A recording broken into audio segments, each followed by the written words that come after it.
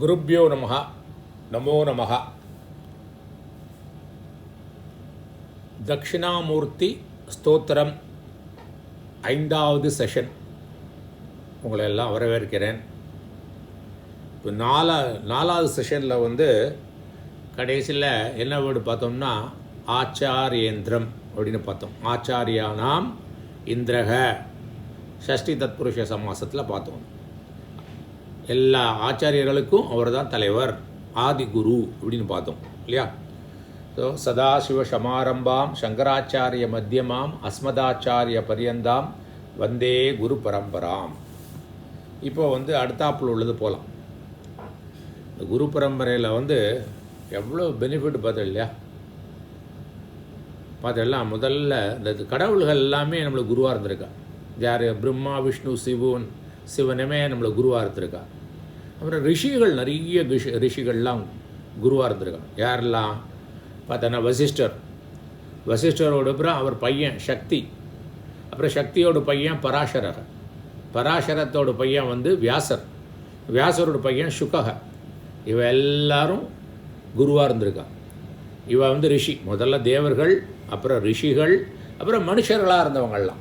மனுஷர்களாக இருந்தது யார்? கௌடபாதம், அப்புறம் கோவிந்த பகவத் பாத்தா அவரோட சிஷ்யன், அப்புறம் சங்கராச்சாரியார், அப்புறம் அவளோட சிஷ்யன் ஹஸ்தாமலக்கர், அப்புறம் தோடக்கர், அப்புறம் சுரேஸ்வராச்சாரியா, அப்புறம் நம்ம அப்படியே சொல்லிட்டு இந்த குருபராவை தான் காஞ்சி மகாபரிவா, ஸ்ருங்கேரி மகா சன்னிதானம், அப்புறம் பார்த்தீங்கன்னாக்கா அவனுக்கு இவர் யார்? சிவானந்தர், தபோவன சுவாமிகள், சின்மயானந்தர், தயானந்த சரஸ்வதி.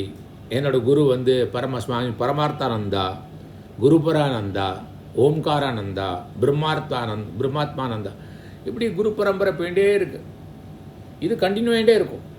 எல்லா இடத்துலையும் பார்த்தேன்னாக்க அவள் சைலண்ட்டாக ரெவல்யூஷன் பண்ணிகிட்டே இருக்கா. இந்த குரு பரம்பரை இதுக்கு முடிவே கிடையாது. அதனால தான் நம்மளுடைய சாஸ்திரங்களும் கல்ச்சர்களும் கண்டிப்பாக இருக்கும், எப்போதுமே இருக்கும். எவ்வளோ சந்தோஷமாக இருக்குது இல்லையா இது. ஸோ நான் பண்ணுறது ரொம்ப சின்ன காரியம். இந்த மாதிரி எத்தனை பேர் பண்ணிகிட்ருக்கா. நல்ல விஷயம் தெரிஞ்சவா, என்னோட நல்ல விஷயம் தெரிஞ்சவா, நல்லா பேச தெரிஞ்சவா, எல்லோரும் நிறைய பேர் பண்ணிகிட்ருக்கா. நம்ம இந்த ராமருக்கு எப்படி ஒரு அணில் ஹெல்ப் பண்ண மாதிரி நம்மளால் முடிஞ்ச சின்ன விஷயங்கள் நம்ம பண்ணிகிட்ருக்கோம். இதில் ஒரு ஆத்ம திருப்தியும் கிடைக்கிறது, ஒரு சந்தோஷமாகவும் இருக்குது இல்லை. நல்ல வழியாக டைம் போகிறது, அனாவசியத்துக்கு டைம் போகிறது இல்லை, ஒரு சந்தோஷம் இருக்குது, நிறைய கற்றுக்க முடிகிறது. ஓகே, இப்போ இன்றைக்கி என்ன பார்ப்போம்னா கரகலித சின்முத்ரம். நெக்ஸ்ட் வேர்டு என்னது? கரகலித சின்முத்ரம். இதுவும் சமஸ்த பதம் தான். இது காம்பவுண்டு வேர்டு தான். அப்போ எப்படி காம்பவுண்டு வேர்டுன்னா நம்ம என்ன பண்ணணும்னு சொல்லியிருக்கோம்?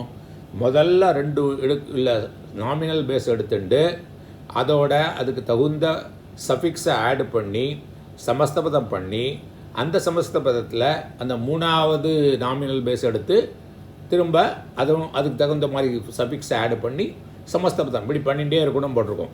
இப்போ கரகலித சின்முத்ரங்கிறதுல எவ்வளவு நாமினல் பேஸ் இருக்குது? கர, கலித, சின்முத்ர 3 தான் இருக்குது இல்லையா.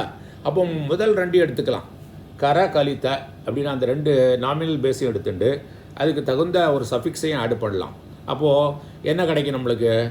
அப்போது கரகலிதா அப்படின்னு கிடைக்கும். கரகலிதான்னு வரும். கரவையும் கலிதாவும் சேர்த்துட்டு சஃபிக்ஸையும் சேர்த்தா கரகலிதா அப்படின்னு வரும். ஸ்ரீலிங்க பதமாக வரும். ஓகே, அப்போ இதுக்கு விக்கிரவாக்கியம் சொல்லணும்னா எப்படி சொல்லுவோம்? கரணே கலிதா, கையினால் முத்திரையை வைத்துக்கொள்ளப்பட்ட ஹேண்ட்மேட் கெஸ்டர் கரகலிதா அப்படின்னு வந்துடும். அப்போ இது இது கரணே கலிதானா திருதியா தத்புருஷ சமாசத்தில் வந்துடும். அப்போது கரணே கலிதான ஒரு சமஸ்தபதம் கிடைச்சாச்சு. இப்போ அதுக்கு அடுத்தாப்பில் சின்முத்ராங்கிறத எடுத்துக்கணும். சின்முத்ரத்தை எடுத்துட்டு இது 2ஐயும் நம்ம சஃபிக்ஸ் கரெக்டான சஃபிக்ஸ் ஆட் பண்ணணும். அப்போது என்ன வரும்? கரகலிதாச்ச அசௌ சின்முத்ராச்ச அப்படின்னு வரும். சின்முத்ராவும் நம்மளுக்கு ஸ்ரீலிங்க பதம். ஸோ கரகலிதாச்ச அசௌ சின்முத்ராச்ச. அப்போ என்ன வந்துடுது? இது விசேஷன பூர்வபத கர்மதாரையும் வந்துடுது. இதுதான் விக்கிர வாக்கியம், இது எக்ஸ்பிளனேட்டரி சென்டென்ஸ். அப்போ நம்மளுக்கு என்ன சமஸ்த பதம் கிடைக்கும்? கரகலித சின்முத்ரா. ஸோ என்ன காம்பவுண்ட் என்னென்னா கிடைக்கும்? கரகலித சின்முத்ரா. கரகலித்தன்னா என்ன சொன்னோம்?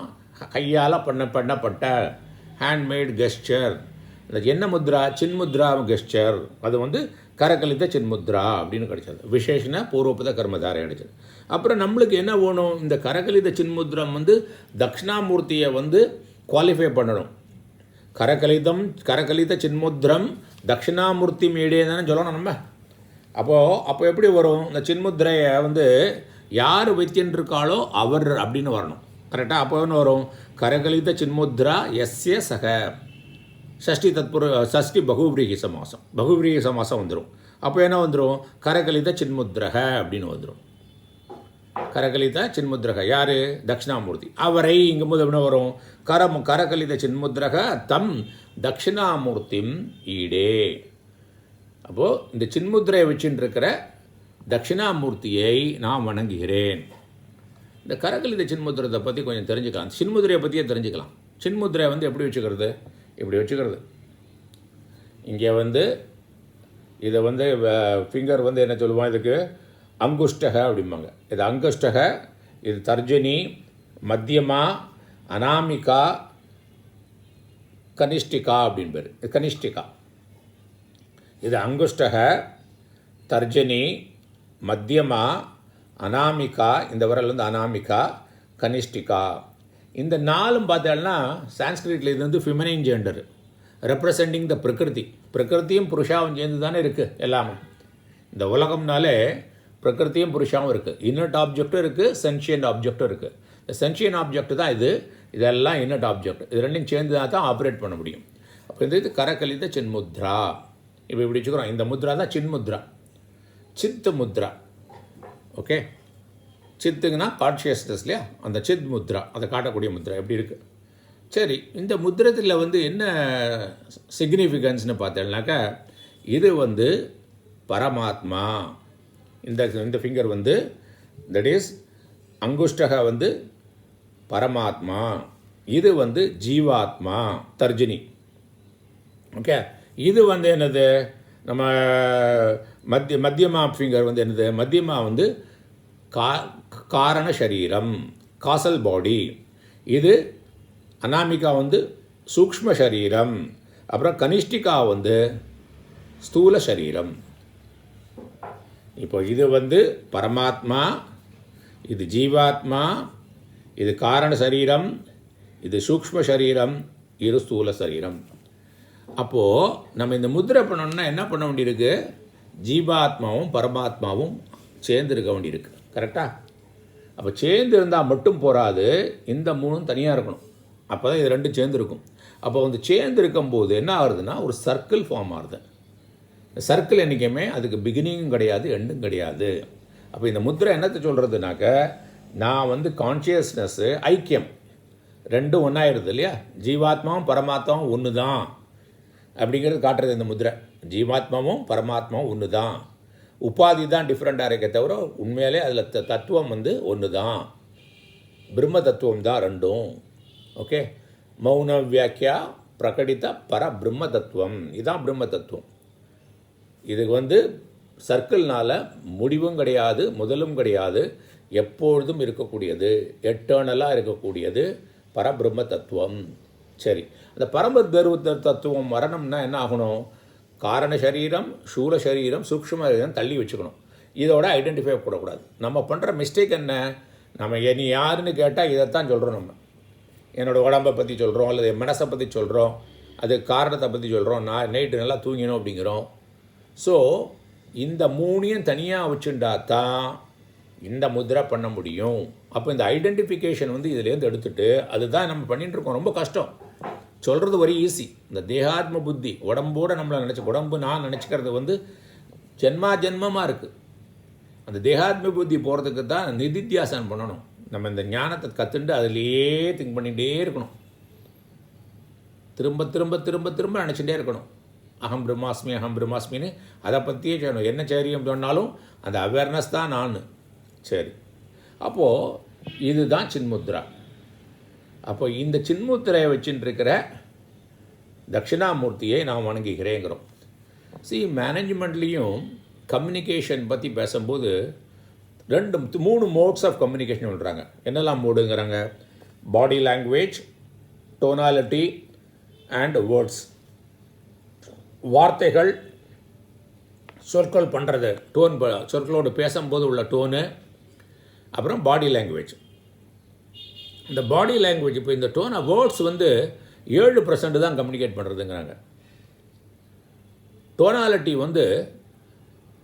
38% கம்யூனிகேட் பண்ணுறது. அண்ட் 55% பாடி லாங்குவேஜ் தான் கம்யூனிகேட் பண்ணுறதுங்கிறாங்க. ஸோ பாடி லாங்குவேஜ் எவ்வளோ இம்பார்ட்டன்ட் பாருங்கள். இதுவும் பாடி லாங்குவேஜ் தானே. அவர் பேசவா செய்கிறார், டோனாலிட்டி எதாவது இருக்கா, வேர்ட்ஸ் எதாவது இருக்கா.